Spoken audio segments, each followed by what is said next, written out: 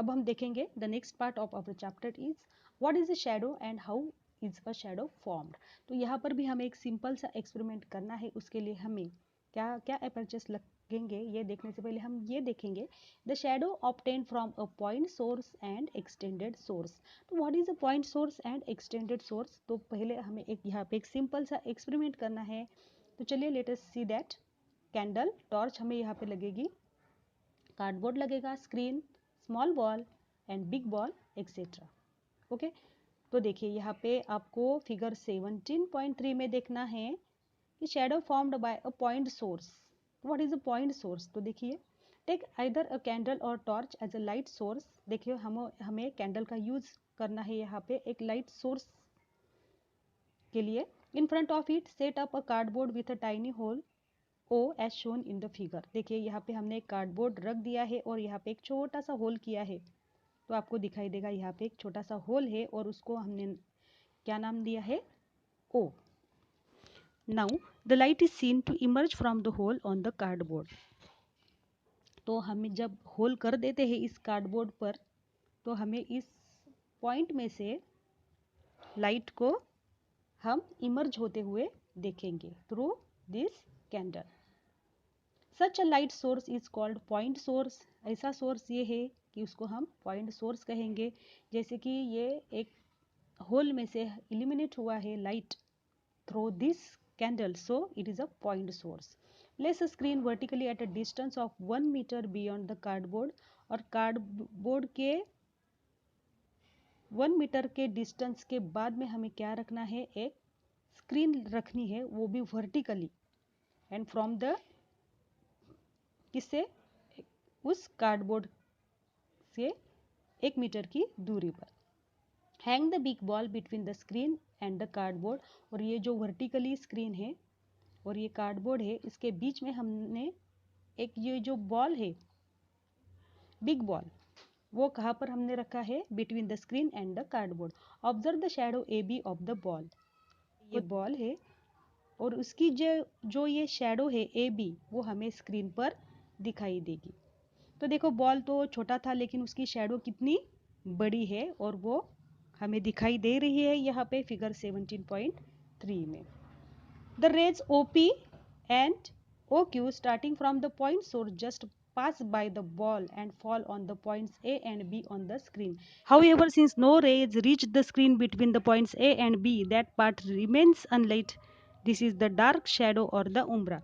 देखिए जो भी रेज निकले हैं यहाँ पे OP एंड OQ, वो सीधे जाकर वो क्या बन गए यहाँ पे OA एंड OB बन गए हैं। लेकिन इस पॉइंट A और B के बीच में कोई भी रेज वहाँ पर नहीं पहुँचे, तो वो जो पार्ट है वो क्या रह गया है, अनलिट रह गया है। तो उसको हम क्या कहेंगे, डार्क शैडो और the उम्ब्रा। Now what happens if the cardboard with the pin hole is removed. अब हमें क्या करना है, सेकंड एक्सपेरिमेंट में वो कार्डबोर्ड था वो निकाल देना है। We do not have a point source. अब हमारे पास पॉइंट सोर्स नहीं है। This source is called an extended source. What is the nature of the shadow formed by an extended source. Extended source यानी कि देखिए ऐसा सोर्स जो कि डायरेक्टली हमको ऑब्जेक्ट पर अप्लाई करना है। जैसे कि देखिए ये टॉर्च, वो डायरेक्टली अप्लाई होगा इस बॉल पर, तो उसे हम क्या कहेंगे, इस टॉर्च को एक्सटेंडेड सोर्स कहेंगे। Due to the extended source we see two parts in the shadow of the ball on the screen, one faint and one dark. देखिए तो यहाँ पे ये जो हमने टॉर्च रखा था उसके बीच में, उसके बाद में हमने ये यहाँ पे वर्टिकली एक स्क्रीन को रखा है थोड़े से डिस्टेंस के अंतर में, और वहाँ पर इस स्क्रीन और इस टॉर्च के बीच में हमने एक बड़ा सा बॉल रख दिया है। तो ये जो टॉर्च का जो लाइट है वो डायरेक्टली अप्लाई होगा इस बॉल पर, तो क्या होगा, यहाँ पे स्क्रीन पर हमें दो शेड्स दिखाई मिलेंगे। द फेंट पार्ट BC, ये जो फेंट पार्ट हमको दिखाई दे रहा है यहाँ पे BC वाला, वो उसे हम क्या कहेंगे, पेनुम्ब्रा कहेंगे। And the dark point AD, ये जो डार्क पॉइंट है AD, उसको हम क्या कहेंगे, उम्ब्रा। Let us see what happens in the following activity when the ball is bigger than the extended source. Keeping the distance between the extended source and the ball constant, move the screen further and further away and observe the shadow. तो आपको क्या करना है, ball को और extended source को यहाँ पे कांस्टेंट रखना है, और जो डिस्टेंस बढ़ाना है वो किसका बढ़ाएंगे, एक इस स्क्रीन का बढ़ाएंगे। Move the screen further and further away and observe the shadow. As the screen moves further, the umbra and the penumbra in the shadow of the ball are seen to become bigger and bigger. तो यहाँ पे ball को और extended source को यहाँ पे constant रखना है, और इस स्क्रीन को क्या करना है, हमें बहुत ही पीछे पीछे हटाना है, किससे, बॉल से और एक्सटेंडेड सोर्स से। तो यहाँ पे क्या दिखाई देगा, as the screen moves further the umbra and the penumbra in the shadow of the ball are seen to become bigger and bigger. जैसे देखिए यहाँ पे फिगर 17.5 में shadow of a small object formed by an extended source. यहाँ पे हमें एक experiment यहाँ पे ऐसा करना है। Now replace the big ball with one that is smaller in size. अब हमें यहाँ पे बिग बॉल के रिप्लेस में क्या रखना है, एक स्मॉल बॉल रखना है जो कि साइज में बहुत ही स्मॉल है।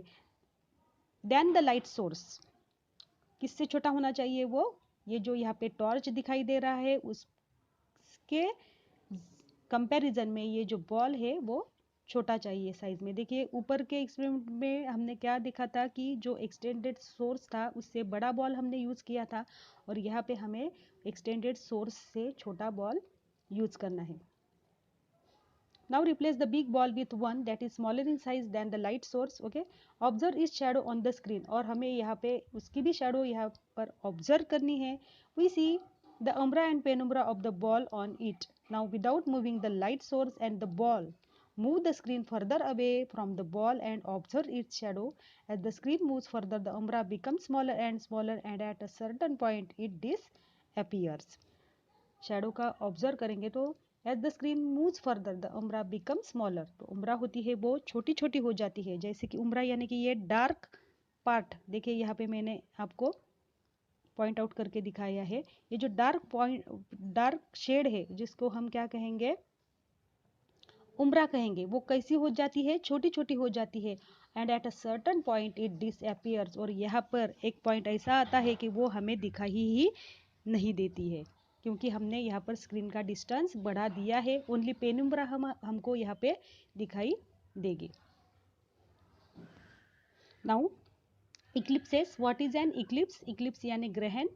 देखिए the moon revolves about the earth and the earth along with the moon revolves around the sun. Okay, जो मून होता है वो पृथ्वी को रिवॉल्व करता है, एंड पृथ्वी along with the moon revolves around the sun. Their orbits of revolution are all different. उनकी जो ऑर्बिट होती है यानी कक्षाएं होती है रिवॉल्यूशन की, वो अलग अलग होती है। When the sun, the moon, the earth come in a straight line, जब ये एक स्ट्रेट लाइन में आते हैं ये तीनों, तो क्या होता है, वहां पर ग्रहण होता है। यानी कि an eclipse is said to have taken place, कब, जबकि ये sun, the moon and the earth comes in a straight line. Now solar eclipse, during its revolution when the moon comes between the sun and the earth, a shadow of the moon is cast on the earth and the sun cannot be seen from the part in the shadow.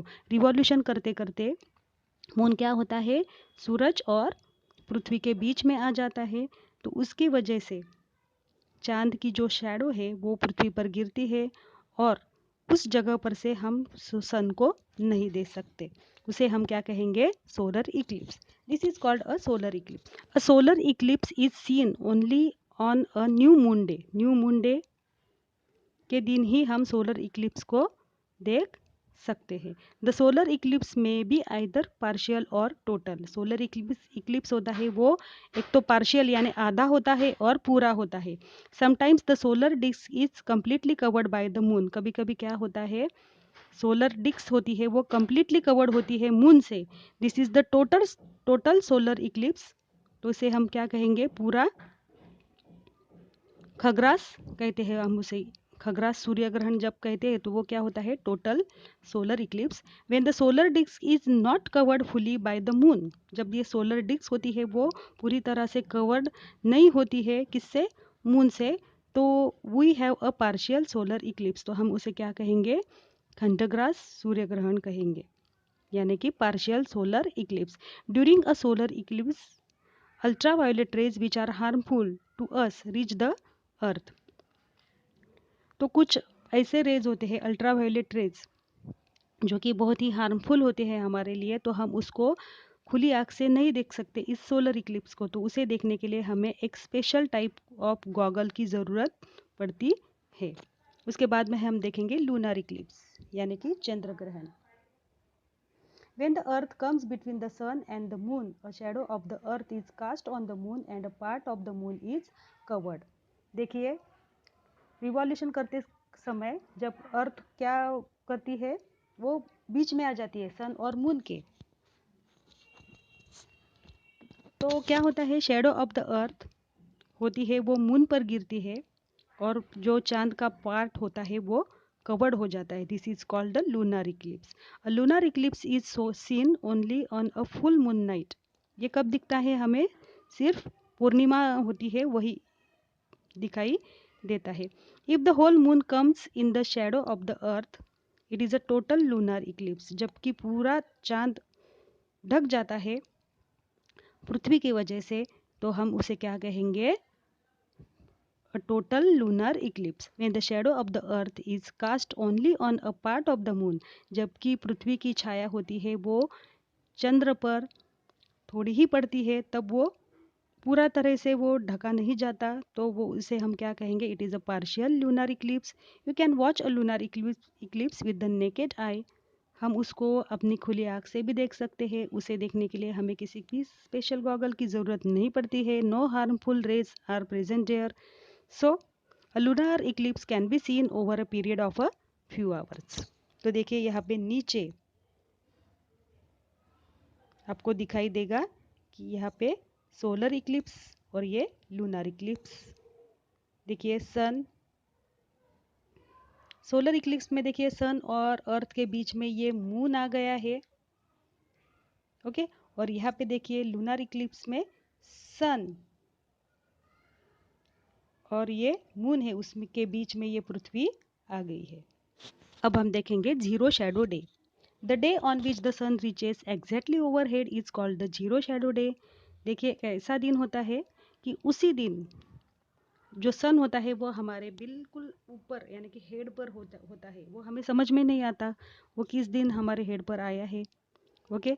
क्योंकि वो ऐसा ही ऊपर होता ही है, लेकिन उस दिन क्या होता है, जीरो शैडो डे होता है, यानी कि on that day at noon shadows completely disappear. उस दिन दोपहर में शैडोज जो होती है वो कम्प्लीटली डिसअपियर हो जाती है। This event can only be seen in the regions between the tropic of cancer 23.5 degree north and the tropic of capricorn यानी कि 23.5 degree south. This event occurs in summer on different days in different places in this region, okay. उसे हम क्या कहेंगे, zero shadow day. Always remember an eclipse is a natural phenomena. ये जो ग्रहण होता है वो एक नेचुरल फिनोमिना है। Many superstitious connected to eclipses are prevalent in the society. देखिए इस ग्रहण को लेकर बहुत सारे अंधविश्वास या अफवाहें भी है, उस पर हमें विश्वास नहीं करना है। It is necessary that everyone makes efforts to read the society of a superstitious believes. तो ऐसी अंधश्रद्धाएं दूर करने के लिए सभी ने प्रयत्न करना बहुत ही ज़रूरी है।